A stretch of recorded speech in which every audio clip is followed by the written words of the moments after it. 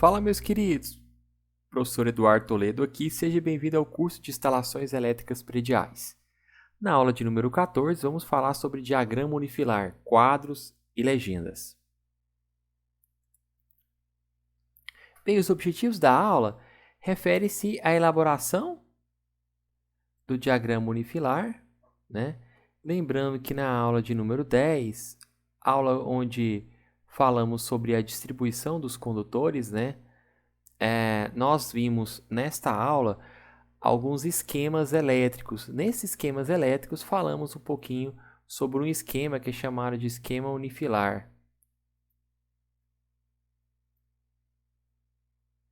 E aí o diagrama unifilar tem como base esse esquema de representação unifilar aqui, ok? Também está listado como objetivo destacar as tabelas e os quadros finais, né? Para o encerramento do projeto de instalações elétricas. Aqui algumas referências que eu utilizei para a elaboração da aula. Bom, o diagrama unifilar, os quadros e legendas representam uma das etapas finais na elaboração do projeto de instalações elétricas. Isso porque esses elementos eles só podem ser elaborados depois que eu finalizo, né, o memorial de cálculo, todas as etapas de dimensionamento para o projeto de instalações e também finalizo a representação gráfica, não é? Que é representar a simbologia basicamente na planta. Para o memorial de cálculo, lembrando aí que nós precisamos prever as cargas de iluminação e de tomadas, né? Então aqui a gente pode retomar na aula de número 3, falamos de previsão de carga de iluminação, né? E depois na aula 5 falamos sobre luminotécnico, né? E previsão de carga de tomadas, falamos na aula de número 4. Lembrando que essa previsão de carga de tomadas deve ser acompanhada de cargas especiais, se no ambiente ou na edificação existir. Calculamos a potência total, né? Vimos isso lá na aula de número 6, tá? Cálculo da potência total. Fornecimento de energia, né? E a demanda, que é a aula 7, né? Lembrando que a demanda só tem que calcular se o fornecimento for trifásico, né? Claro que essa característica refere-se à concessionária local, né? De onde o projeto está sendo desenvolvido. Aqui é para o estado de Goiás, então é a nota técnica da CELG, né? Concessionária é a Enel. Divisão da instalação em circuitos, né? Nós vimos isso lá na aula de número 9, onde dividimos a instalação em circuitos terminais, né?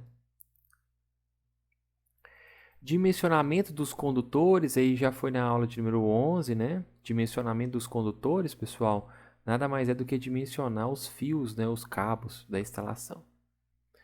Dimensionamento dos eletrodutos, aula 12. Dimensionamento do dispositivo de proteção, aula 13. E aí, depois que eu fiz todos os dimensionamentos, né, eu já posso elaborar, então, o diagrama unifilar, né? Complementar, pessoal, eu preciso já ter feito algumas representações, ok? Para além de confeccionar o diagrama unifilar, poder, então, confeccionar tabelas e também as legendas, né? Então, dentre os itens que eu preciso representar graficamente no projeto, né, justamente para entregar esse projeto para o cliente e para o profissional de execução, né, estão inclusos pontos de iluminação, né, luminárias, pontos de tomadas de uso geral e de uso específico, interruptores, né, sejam eles intermediários, paralelos ou simples, quadro de distribuição, o quadro de medição, as caixas, os eletrodutos, os condutores, que são os fios e os cabos, né, representar qual fio vai passar em cada eletroduto, né, se é o fase, neutro, proteção, de qual circuito. E aí, depois de realizar todo esse procedimento de dimensionamento, que é memorial de cálculo de representação gráfica, que é especificamente o projeto, né, nós já podemos realizar a confecção tanto do diagrama quanto dos quadros quanto da legenda. Iniciando falando do diagrama unifilar, né? Os diagramas unifilares eles são desenhos esquemáticos dos quadros de distribuição ou do quadro de distribuição, se existir apenas um. Esses desenhos eles são executados a partir de informações contidas no quadro de distribuição de cargas, né?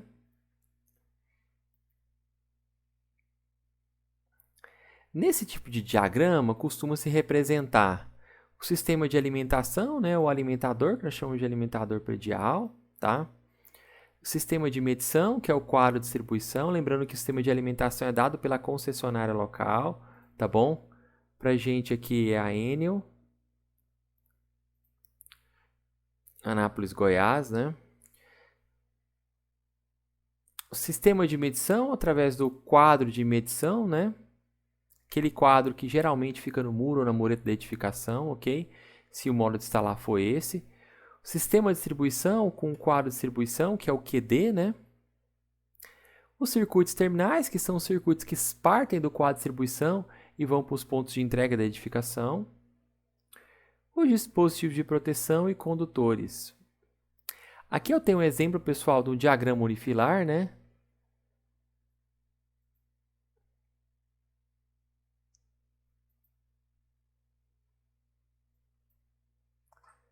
Esse diagrama unifilar aqui, pessoal, é do projeto Exemplo, aquele projeto que estamos fazendo desde a aula de número 2, desde o início do curso, né? Finalizamos na aula de número 13 o dimensionamento dispositivo de proteção, né? Então, isso aqui é para o projeto Exemplo.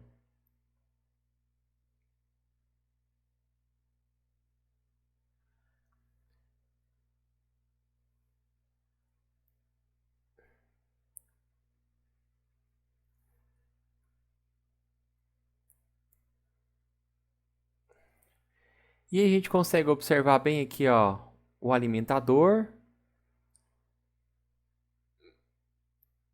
né?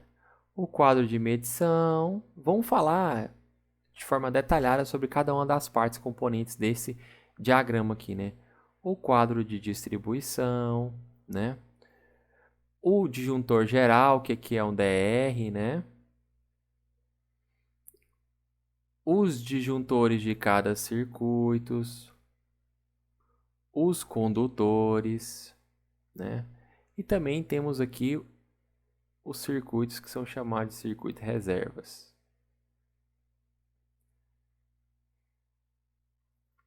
Falando da rede de energia e do quadro de medição. Então, pessoal, aquela imagem anterior, né? Ela foi recortada e ampliada, né? É o mesmo diagrama unifilar. Aqui nós temos apenas parte do diagrama, né? Vou colocar aqui parte 1 do diagrama, né?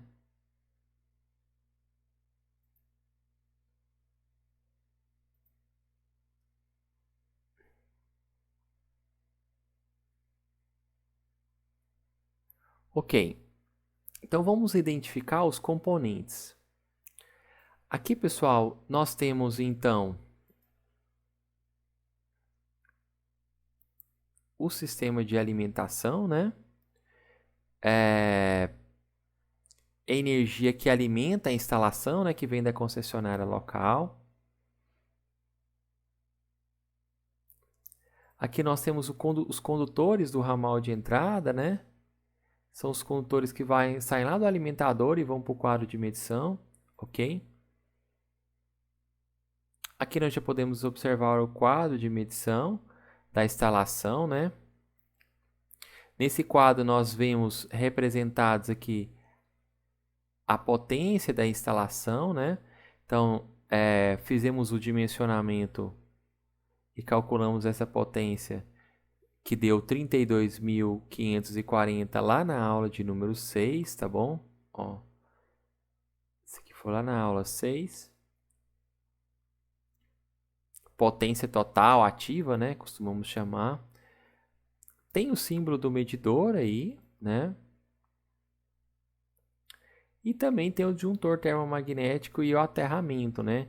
Lembrando, olha pessoal, que está destacado o disjuntor, esse disjuntor aqui, né? Esse aqui é o disjuntor termomagnético. É um disjuntor que possui, vou fazer um zoom aqui, olha, na representação. E a gente aproveita e recorda como faz a representação de disjuntor, né?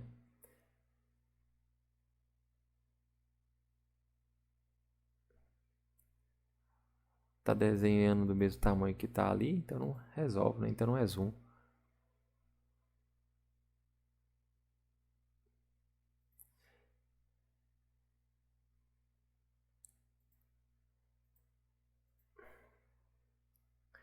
Então esse disjuntor aqui, pessoal, é um disjuntor que possui uma, duas, três. Então é o disjuntor que possui três fases, porque o fornecimento de energia, né?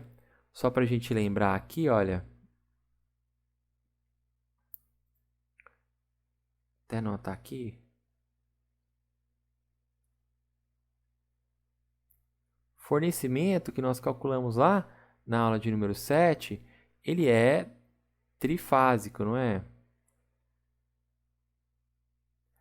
Ok? Ele é trifásico. Então, nós precisamos do disjuntor que possui indicação para uso com três fases, né? Por isso, esses três tracinhos aqui, ok?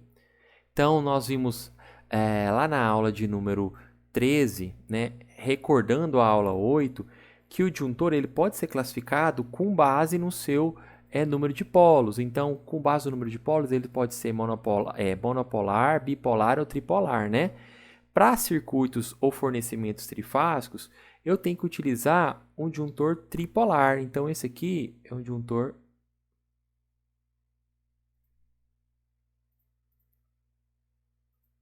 tripolar, ok? Na aula de número 7, realizamos o dimensionamento e nós vimos que, olhando na tabela da concessionária local, né, a indicação era para o disjuntor de 60 amperes, né? Como comercialmente o próximo valor que nós temos é 63, então no dimensionamento nós já ficamos com 63, né? Nessa mesma aula, pessoal, consultando a tabela, nós vimos que também os condutores, né, que compõem o circuito de distribuição, que é o circuito que leva os fios do quadro de medição até o quadro de distribuição, nós chamamos esse circuito de distribuição, né, eram de 16 milímetros, né, conforme está indicado aí, olha. 16 milímetros também, conforme indicado, né? Considerando que nós temos aqui três fases, né, como dito anteriormente, ok? Condutor do quadro de medição para o quadro de distribuição, né? Vou até anotar aqui, ó, a gente chama isso aqui de circuito de distribuição.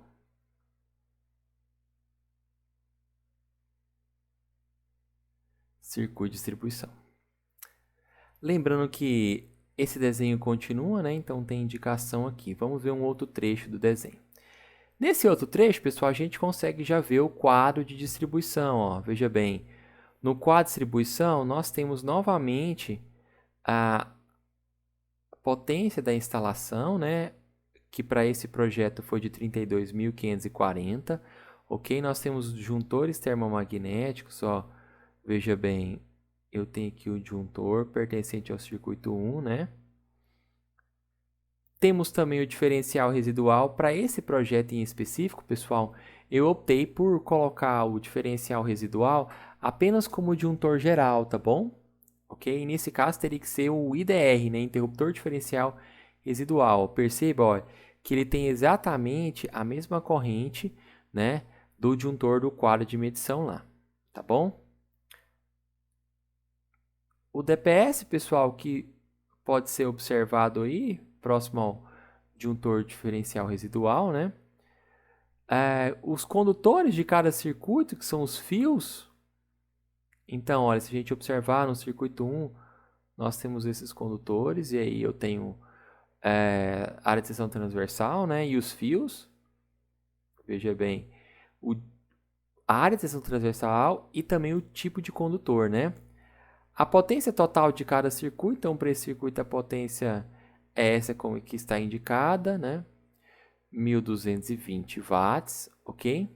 A indicação de cada circuito, né, que é a iluminação social. Lembrando que essa divisão aqui, pessoal, de acordo com o que está escrito aqui, nós fizemos lá na aula 9, nós dividimos a instalação em circuitos lá nessa aula.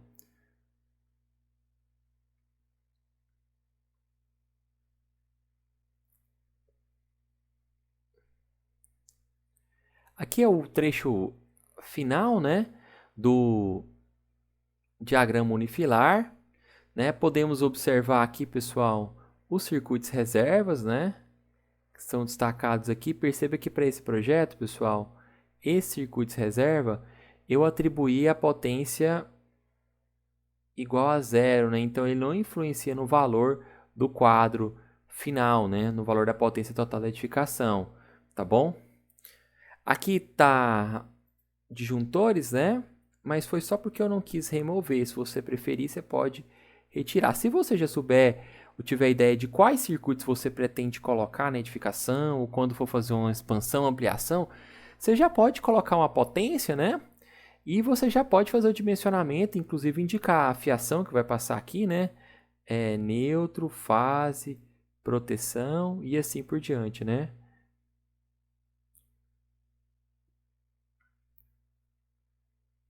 Lembrando que a quantidade de circuitos reserva, pessoal, nós vimos como calcular lá na aula de número 8, né?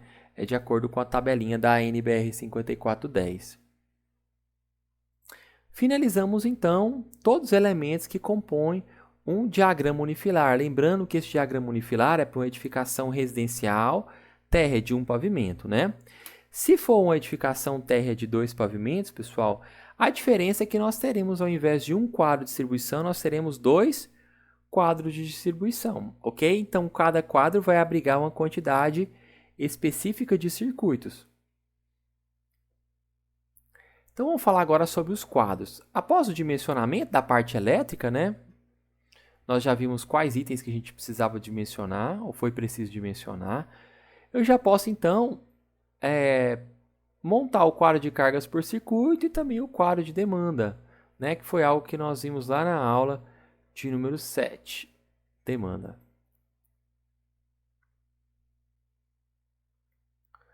No quadro de cargas por circuito, costuma-se representar uma espécie de resumo, né, de todo o dimensionamento elétrico da edificação. Costuma-se colocar, então, os circuitos, né, o esquema de ligação, né, se nós estamos falando de fase mais neutro, né, fase mais neutro mais proteção, né, a carga de instalação de tomadas e também de iluminação. O balanceamento da fase, pessoal, toda vez que o circuito não for, se o fornecimento para edificação não for monofásico, né, eu tenho que fazer o balanceamento das fases, né? Quando a gente chegar na tabela, eu mostro para vocês como fazer esse balanceamento, ok? As correntes, e aí, pessoal, nós precisamos destacar diversas correntes, né? Nós temos a corrente de projeto, a corrente corrigida, né? A corrente de disparo, entre outras tantas correntes aí. A seção dos fios ou dos cabos. E aí a gente indica a seção apenas do fase, tá bom, pessoal? Se tiver uma diferença do fase para o neutro, a gente costuma representar. A corrente nominal dos dispositivos de proteção, ou seja, a bitola desses dispositivos, né? E aqui nós temos um exemplo de quadro de cargas. O pessoal costuma chamar isso aqui, ó, de quadro de cargas por circuito.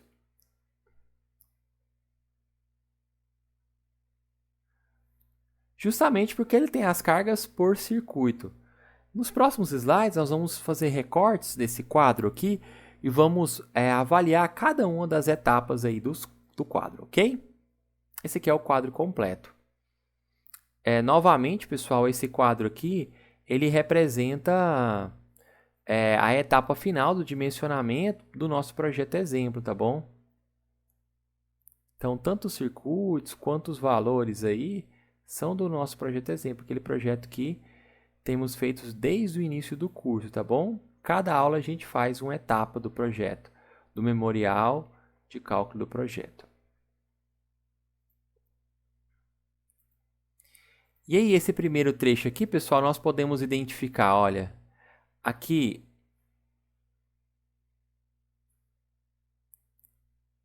eu tenho justamente a indicação do circuito, né? Indicação numérica.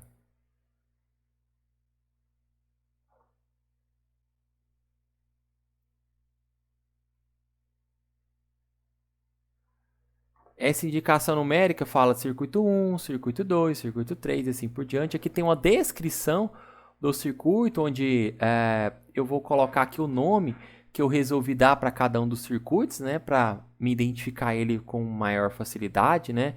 Então, lembrando aqui, isso que nós fizemos na aula 9, né, chamamos o circuito de iluminação social, o circuito 2 de iluminação serviço e assim por diante, né. Aqui eu já tenho o esquema de montagem, né, ou de distribuição dos condutores. Perceba que é fase, neutro mais proteção, tá bom? E aqui, olha, eu tenho um método de instalação. Esse método de instalação, pessoal, nós costumamos escolher na hora que vamos dimensionar os fios ou os cabos por uma metodologia chamada de capacidade de condução de corrente ou então ampacidade, né? Está presente lá na aula de número 11, né? E lá, pessoal, o segundo passo do dimensionamento por esse método de capacidade de condução de corrente, o primeiro é a escolha do tipo de isolação, né? O segundo é a escolha do método ou da maneira de instalar, né? Essa maneira de instalar o tipo B1, pessoal, que está representado aqui, né, é a mais comum para instalações elétricas residenciais e prediais também. Ela representa a instalação de eletroduto em seção circular embutido na laje ou na alvenaria, ok? Sendo constituído por cabos unipolares ou isolados, condutores unipolares ou isolados. Basicamente isso, né? E o método de instalação. Esse outro trecho, pessoal, nós podemos observar aqui, nós temos a previsão de carga, né?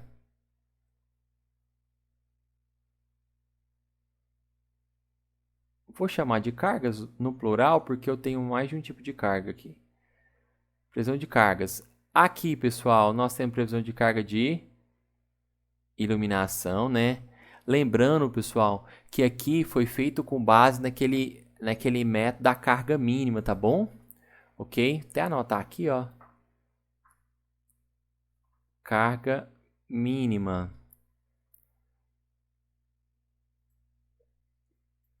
E aí, nós temos 4 pontos para o circuito, né? Lembrando que isso aqui é o circuito 1, circuito 2, circuito 3, circuito 4, circuito 5. E assim por diante, né? Lembrando que para o circuito de número 1, vou destacar aqui, nós temos 4 tomadas, ou 4 pontos de iluminação de 100 watts, ok? 2 pontos de iluminação de 160, um de 220 e um de 280. Somando todos esses itens, nós temos um valor de 1.200 watts, né? Que corresponde à potência do circuito de número 1. E o mesmo nós fazemos para o circuito 2, circuito 3 e assim por diante. Perceba que tudo isso aqui vai estar em branco, né? Que representa o circuito de tomadas, tá bom? Como a gente está na coluna de iluminação, então ele tem que ser igual a 0, ok? O mesmo vale para esse outro trecho aqui, ó, que nós estamos avaliando a previsão de carga de tomadas, tanto de uso geral quanto de uso específico, né? E aí, aqui eu tenho indicação da quantidade de tomadas, né? Nós costumamos representar a tomada de 100 VA, de 600 VA, aqui já está em watts. Como para a tomada eu multiplico pelo fator de potência que é 0,8, 100 vezes 0,8 dá 80, né? E assim já foi colocado aqui em watts, tá bom? Então, se eu pegar 13 tomadas de 80 watts mais 2 tomadas de 480, e fizer a soma, eu vou encontrar um valor de potência para esse circuito de 2.000 watts. E assim por diante, né? Nós temos a previsão de carga aí. E aqui, pessoal, nessa outra imagem, nós mostramos a previsão de carga para iluminação, para tomadas, né? E aí nós chamamos isso aqui, pessoal, de balancear as fases ou equilibrar as fases.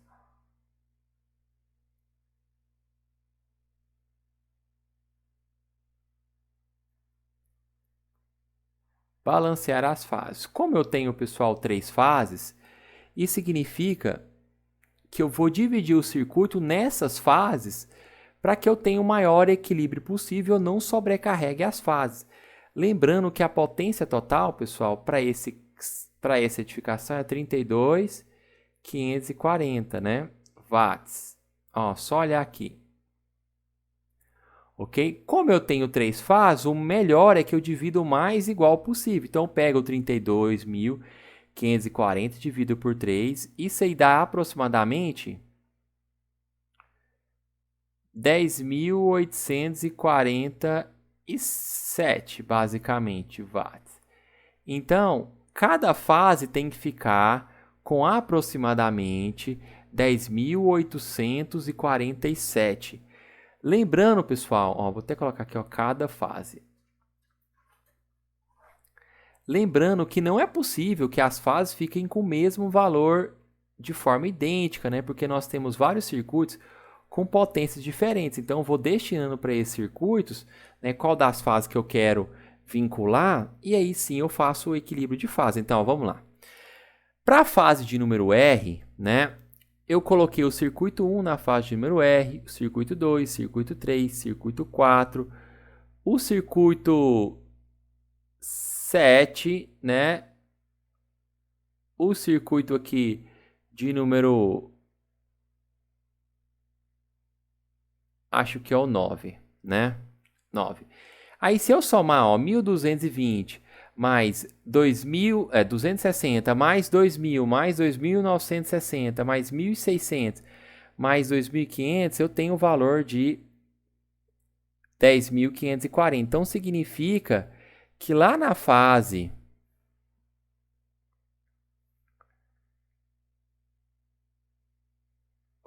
R, né, eu vou ter uma potência, se eu ligar todos esses circuitos, de 10.540.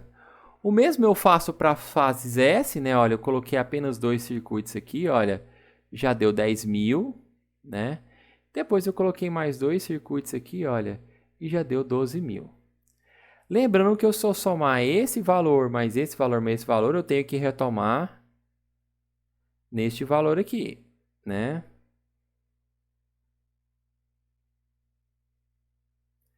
Ok? E aí, pessoal, perceba que, olha, uma fase ficou com 10.540, outra com 10.000 e outra com 12.000, né? Então, significa que as fases estão equilibradas. Professor, mas como é que eu vou fazer isso? É você que vai escolher qual circuito você vai vincular em cada uma das fases. O mais indicado é que você escolha circuitos próximos, em ambientes próximos, para ficar mais fácil vincular e distribuir nessa fase, né? Para a parte final aqui dessa tabela, desse quadro, né? Nós temos então aqui as correntes, esses dois primeiros itens aqui, pessoal. Nós vimos lá na aula de dimensionamento de condutores também, são os fatores de correção.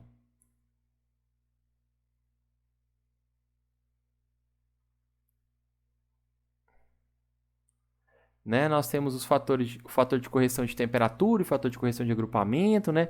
Nós temos as correntes aqui, né? Aqui eu tenho a seção dos condutores, né? Então, 1,5 milímetros, 1,5, 2,5 e assim por diante. E por último, pessoal, eu tenho aqui, olha, a corrente nominal, né, do disjuntor termomagnético, ok? Então, tem um dispositivo de proteção aí, ok? Bom, depois que nós vimos o quadro de cargas por circuito, vamos ver o quadro de demanda. Esse quadro de demanda aqui, pessoal, ele segue justamente a mesma lógica do dimensionamento da demanda que foi realizada lá na aula de número 7, né? Finalizamos a aula de número 7 realizando o dimensionamento, calculando a potência total, né? E realizando o cálculo também da demanda para o projeto exemplo, né? Essa tabela só foi alimentada com os valores obtidos nessa aula, né? Então, só para lembrar, pessoal, nós temos um circuito trifásico, né? Ou melhor, um fornecimento trifásico, né? Ok, e aí nós calculamos a demanda, né? Deu 26,1 kVA. Beleza? Lembrando que aqui nessa primeira coluna que eu tenho o tipo de carga, né? Que foi iluminação mais tomada, tem o valor, multiplico 6.440 por 0,40 e aí eu obtenho justamente esse valor aqui, ó. E eu faço isso com todos, né? Chegando no final aqui, eu pego a soma total e divido por 0,95, que é um fator de potência típico para edificação residencial, tá bom? E aí eu tenho esse quadro aqui que é chamado de quadro de demanda. E aí, pessoal, para finalizar, né, os itens que compõem o demonstrativo dessa aula, vamos falar sobre as legendas, né? Então, a legenda é uma zona delimitada por um retângulo, né, que pode conter um ou mais campos, né, geralmente mais campos.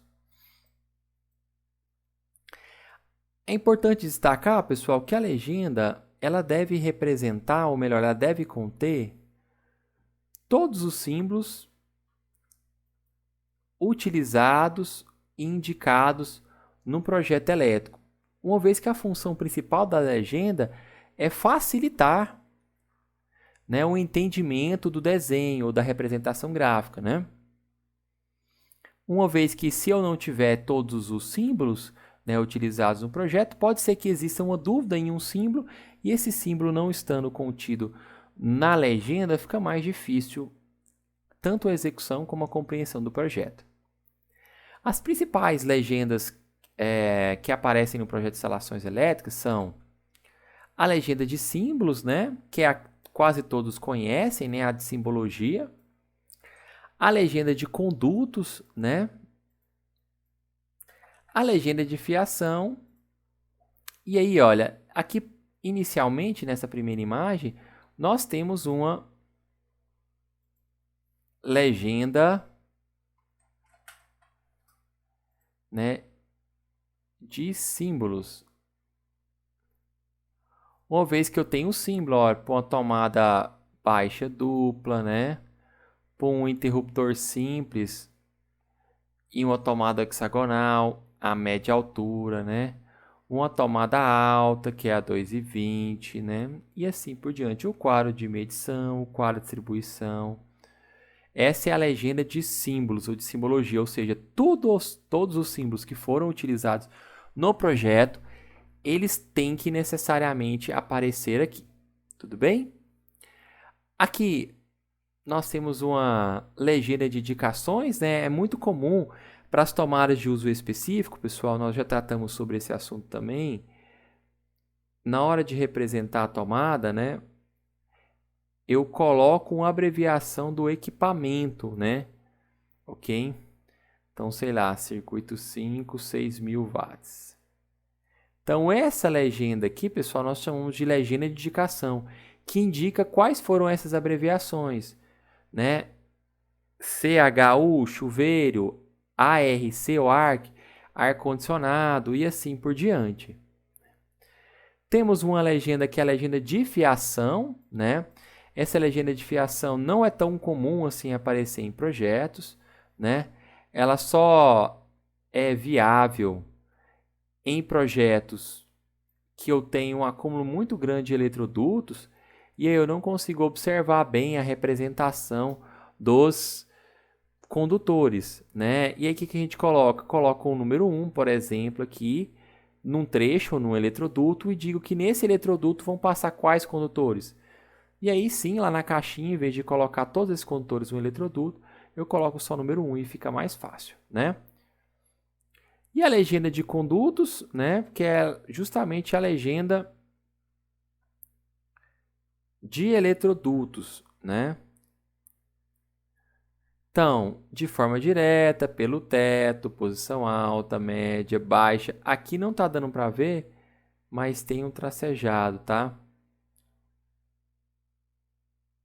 E aí nós destacamos todas as legendas contidas ou que são comuns em projetos de instalações elétricas, ok?